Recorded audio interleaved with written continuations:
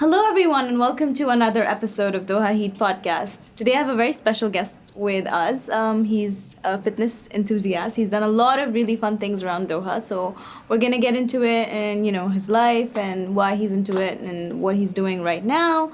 So we have Pierre Daniel with us. Hi, Pierre. Hi, how are you? Good, thank you. Thank you for coming on the show. Thank you. So tell us a bit about yourself. Where to start? Okay, I'm 37. I've got 3 kids. Is that the first thing you say, your age? I don't know. How much do I look? I know I'm French, and I've been living in Qatar for 10 years now, and we really enjoy it. My wife is here with me. We've had 3 kids made in Qatar, born and raised here, and I think we're planning to stay as long as we can here. Wow. Okay, so how did you get into fitness? Age 3, I was an hyperactive kid, and my parents were looking for something to sort of curb my enthusiasm. And there was an ice hockey rink that opened nearby, so they put me into playing ice hockey. So I started when I was like 3.5, something like this, and I played for 20 years. And I was a Premier League professional hockey. Back in France? Yeah. Oh, okay. So I've done a lot. Like I was studying, I was doing so many things in the same time. But eventually, I was a pro ice hockey player. A lot of mountaineering as well. Every summer, I was going to the Alps, and I was climbing there. A lot of rock climbing, and that's it. Sports never left. It was always part of my life. And what brought you to Qatar? Back in 2004 or 5, I think we were living in London, and I was working for Al Jazeera English, and I was part of the team that was the startup team really that launched the channel. So that was an amazing experience. Oh, wow. That was my first contact with Qatar, obviously, and Qatari people. The first I met were in London. And then I came to Qatar, I think, the first time in 2006, maybe, as a mission, like maybe 2 weeks. And I've just found it amazing. I was like, and it's very funny because if I'd been listening to the stereotypes, I would have not come at all, because a lot of people were telling me, don't go there. It's a field of rocks. There's nothing there. They drive crazy. So like a lot of negative on Qatar. And eventually I was like, okay, I'll just want to see for myself. Well, I came for 2 weeks, and I was like, baffled. I was like, okay, I immediately called my wife, and I was like, okay, there's something going on here. There are no rocks. Yeah, well, there is rocks, but they're beautiful. I don't know. And then the people are so kind, and we went dune bashing. We did everything that you could do. And then 10 years ago, Qatar was a bit more raw, so they were under development. So a lot of things were a bit more. There was a simpler life, I think, to an extent. Nothing wrong with the life we have here, but it's just really a different sort of vibes. So on my first trip, I had access to Qataris that I loved a lot. They have hospitality is part of the culture here, and they really expressed that on my very first trip here. And I come from a country that I love dearly, but we're a bit more selfish, because the society as a whole is also 7 million people. So it's everyone is sort of doing their thing in their corner. But here, Qatar at the time was like a big village. Everyone knew everyone, and it's still a bit like that sometimes here. Yeah. But there is some sort of solidarity, which is part of the Arab culture and also the Muslim culture, that really I appreciated. And and we moved. I've heard that very often, actually. As a college student, we get exchange students who come to our university, and then they would always say that back in their university, it's each for his own. Like, everybody's doing their own thing. They're not actually communicating with their classmates. Once class is over, we're out. It's that kind of atmosphere. But then here, it's very different. And for me, it's really, I've lived this life all my life. So it's interesting for me to hear that somebody experiences this, because I'm just like, yeah, really, that's different for you. But it's a very vibrant culture where if you have the right attitude, people will immediately welcome you in their home, and they will be very eager to also showcase their culture. They want to show. They're very proud, and I think they have reasons to be. And they want to show you what's the best of their culture, and they do it amazingly. Yeah. Wow. Okay. So you came here for a full-time job as a Al Jazeera first, yeah. As a journalist, or no, I was a creative producer. Oh, nice. Design, motion design, branding.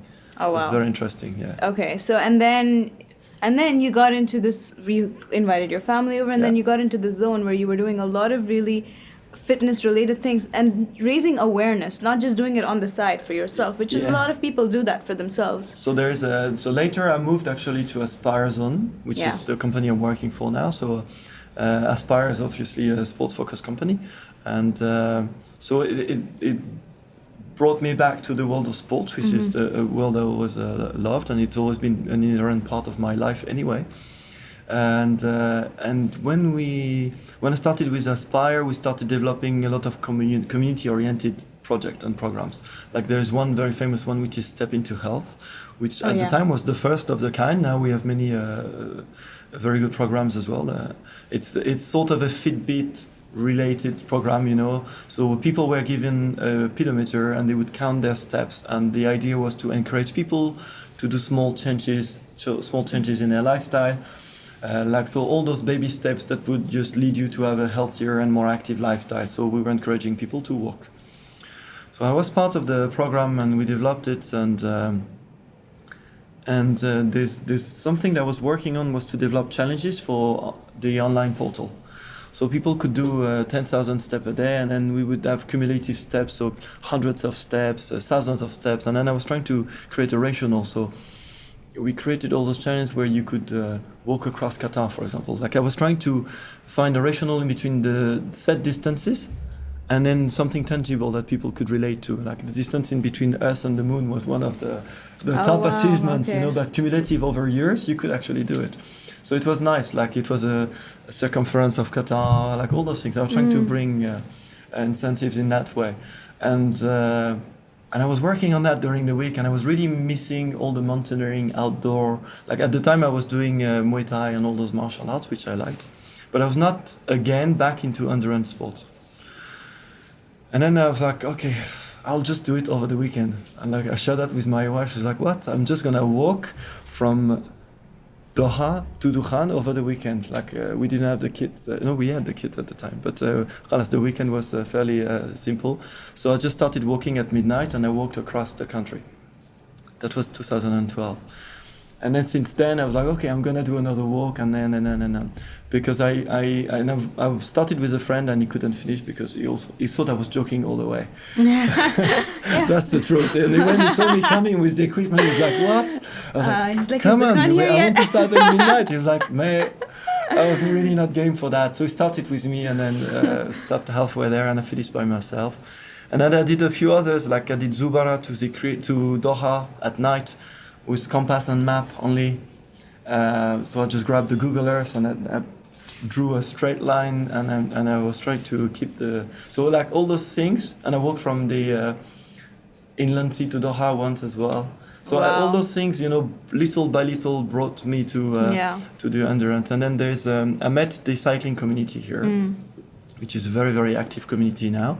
At the time it was a bit of a different landscape in this community. A few people were cycling for charity. And there's that one man that told me, Pierre, he was a colleague of my wife's. And he was like, Pierre, if you're walking across, he was like, oh, Pierre, you should come cycling with us. And I was like, I don't know, you know, I never cycled properly before. I had a bike like everyone else, but he was like, no, if you can walk across the country, you certainly can cycle too. And then I got hooked. So from cycling, I went to a triathlon. Immediately I went to do Ironman, full distance Ironman, and then I started doing ultra running. And when I started doing ultra running, I realized that I could do running when I was trying to do walking. So it was faster. I did something called Marathon des Sables last year, which is a 250 kilometers race unassisted across the Sahara. It's a very famous race in Morocco. And I did it worked really well for me. So I was like, okay, now I can finally do it around Qatar. And I put that together in February this year. So I ran 477 kilometers around the country unassisted. I had a 15 kilo backpack. There's a very long story. We could do a podcast just for this one, but wow.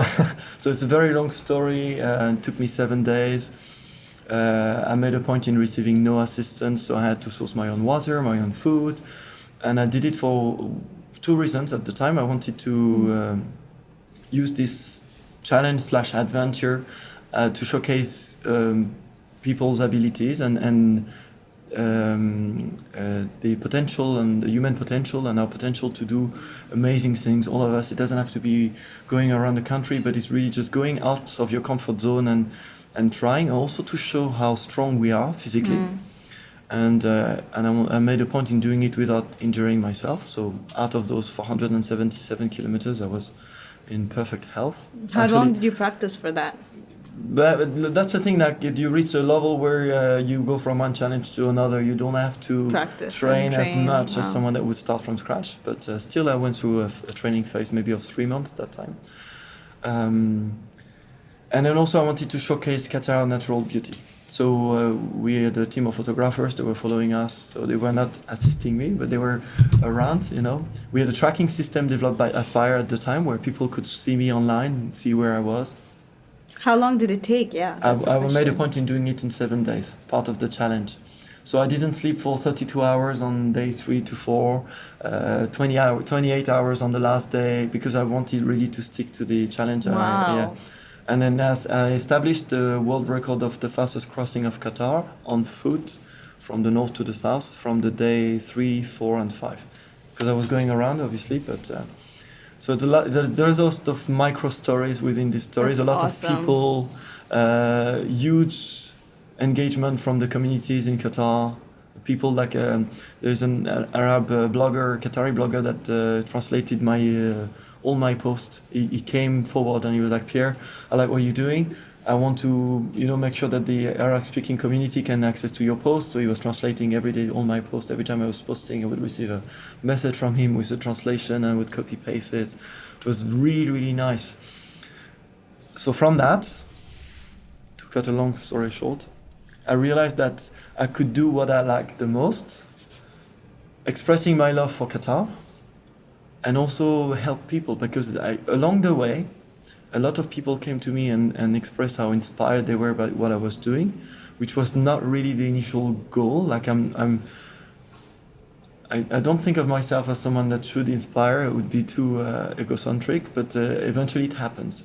And I realized that what I was doing was meaning sometimes much more for other people than it was for me, which is amazing. So if I can be a spark for some people to develop their own dream and to explore their own potential, that would be an amazing thing. So later, I decided to do it cycling. I was like, okay, now that we've done it running, maybe I could do it cycling. And I was talking to some friends, and one of my friends was Abdullah Hamadi. He's a good friend. We cycled together for charity, maybe in 2005. Oh no, yeah, 2015. And so we met there, and he's a strong cyclist too. He cycled across Japan once by himself. So he's an adventurer. I did read about him actually before you came in, to do some research, and he's 60 years old. He's 60 years old. Yeah. He's a demonstration that age is not a limit at all, and then people should really just carry on doing what they love and being active as well. So we met eventually, and I told him about my idea of cycling, and he was like, oh, this is amazing, and I want to do it with you. So immediately we were like, okay, perfect, let's do it together.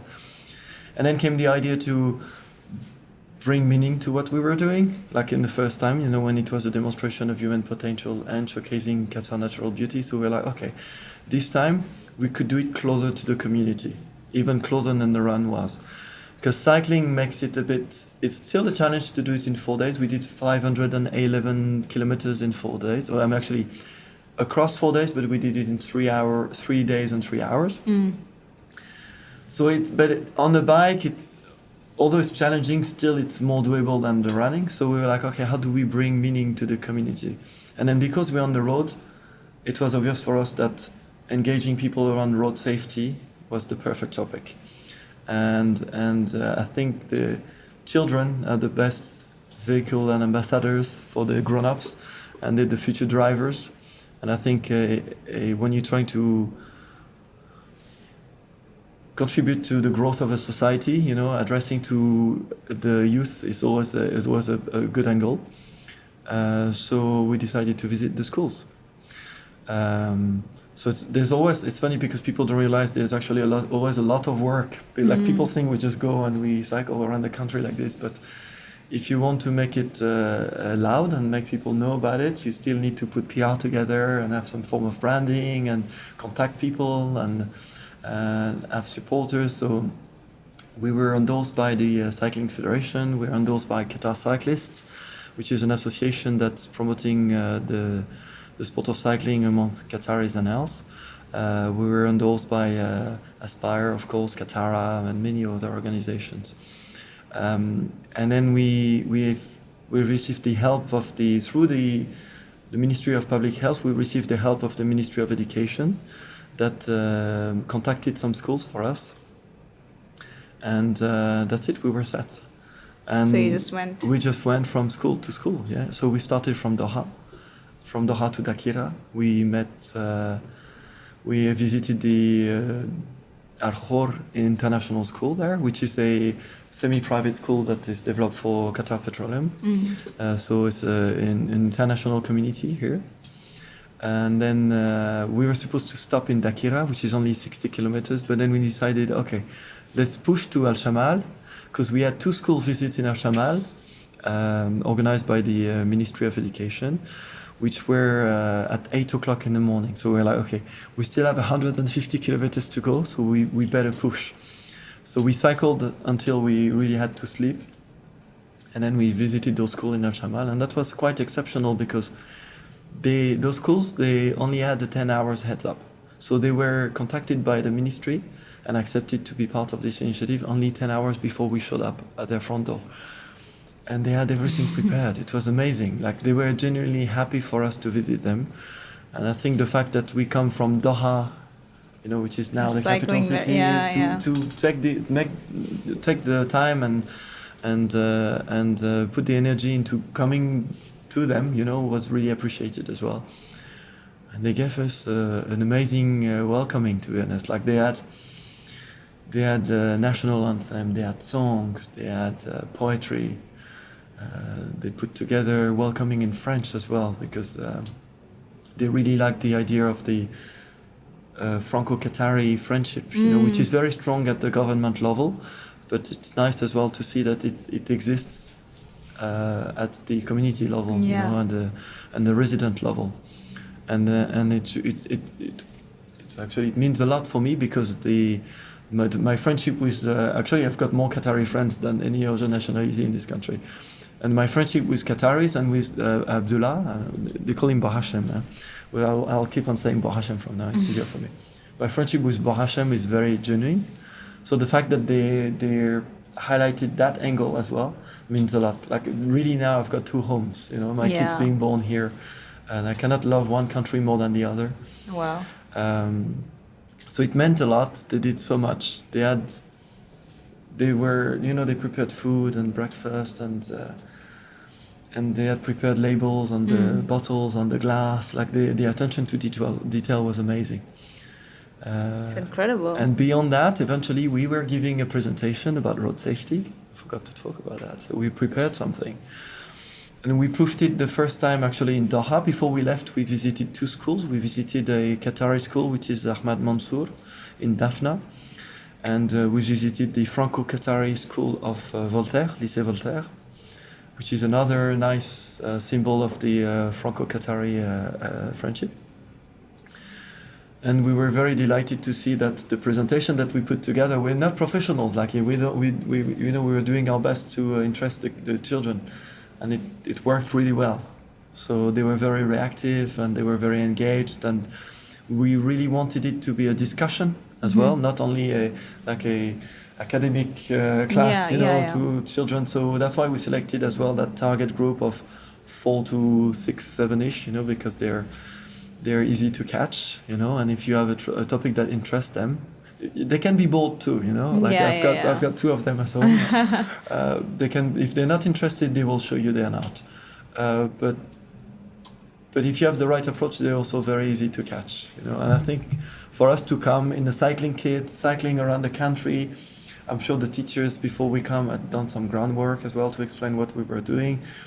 They were delighted. I don't know if you've seen some of the videos, but We have the cheering of when we entered the room, we felt like rock stars. You know, Oh, all the yeah, kids were so cheering, sweet. "Wah!"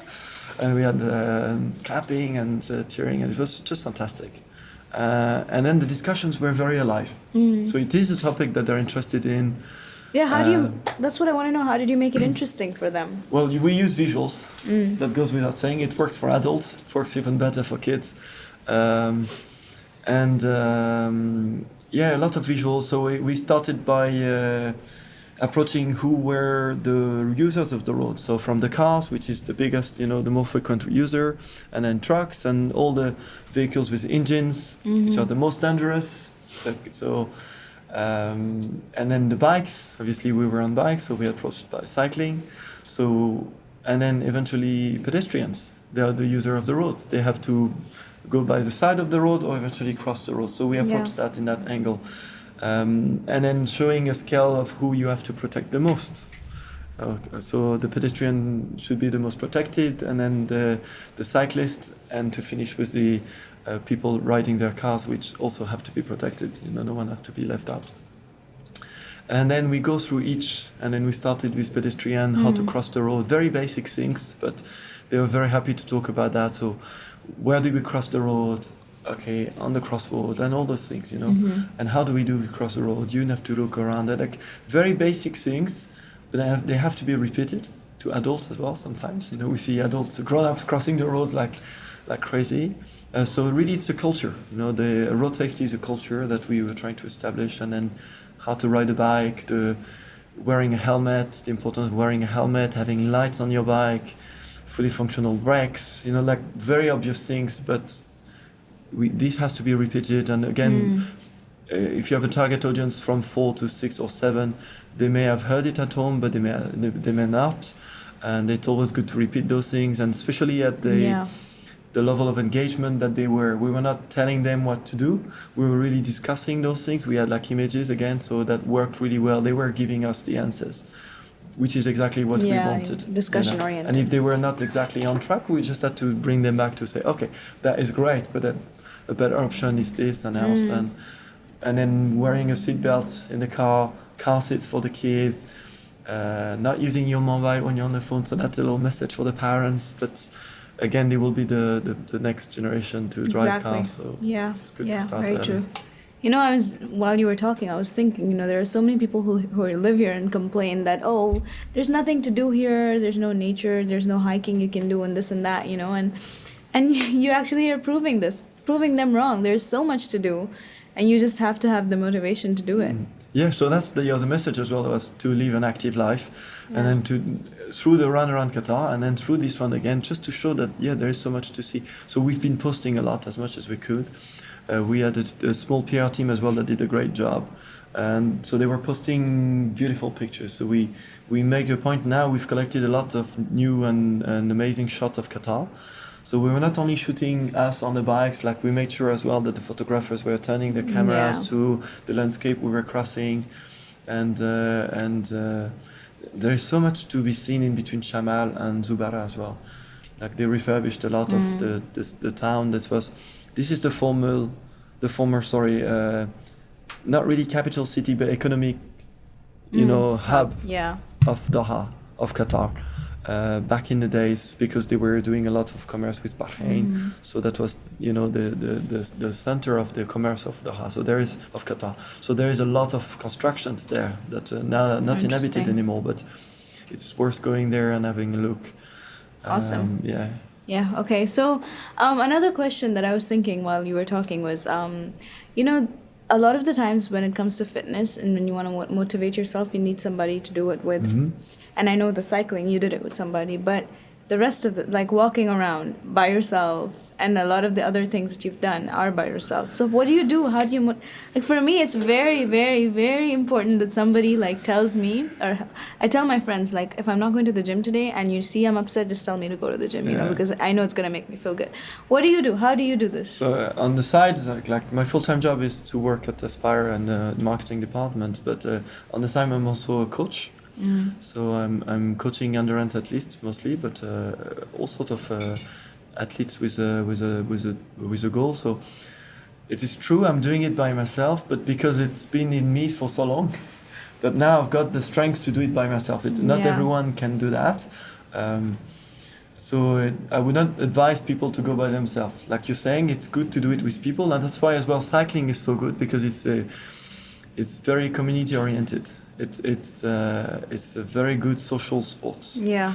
So when you're cycling, if you're not trying to win a competition, or if you're not on training, doing a very specific task and pushing to the limit, when you're cycling, you can have a very moderated yet beneficial ride with friends, and you can be talking. Yeah. And if you be careful, it's extremely safe. You know, you can be in a group of 20 people. If everyone knows what they're doing and pay attention to their surrounding, you can have a chat and totally forget you're doing sports.